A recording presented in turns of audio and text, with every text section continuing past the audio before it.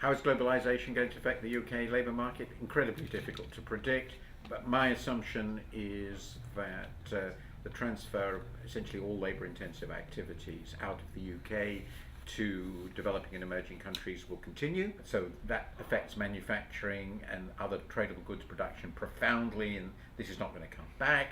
It means that our comparative advantage, competitive basis, is going to be increasingly in highly skilled intensive activities. It means that most relatively unskilled workers, the overwhelming majority, will be working in non-tradable sectors, service sectors, domestic facing sectors. That means then that immigration is going to affect them very considerably. The characteristics of immigration will affect them more than trade. So it's the labour market, globalisation, it seems to be more than trade. And then of course, finally, globalization does have an effect on the way the whole economy works. We are affected profoundly by shocks in the world economy as a result of macroeconomic crises, financial crises, things of this kind. So if we take these together, you can see over the next 10 to 15 years enormous impacts and ones that the British government only has limited tools to deal with. These service sector sort of jobs going to develop, and what is this going to mean for low-paid families? Well, one obvious fact is that the government is a very big employer in these areas.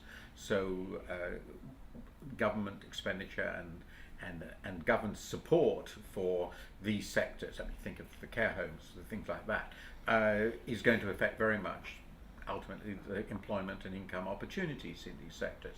Then there are other very important sectors, tourism, for example, which is clearly going to develop a great deal. That's going to be affected by things like minimum wages and so forth.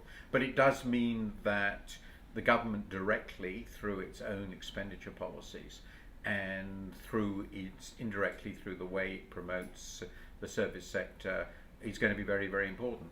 Other area which is more important for men, very, very crucial for male employment in pretty well every Western society, is construction. What happens to the construction sector? Will it recover? Will we have a housing boom? We clearly need one. That will be very much affected by government policy, and that would generate a vast number of jobs. So there are, I think, plenty of activities here where there's good potential. It's been a sector broadly defined, sort of the low-wage service sector in which women have done very, very well.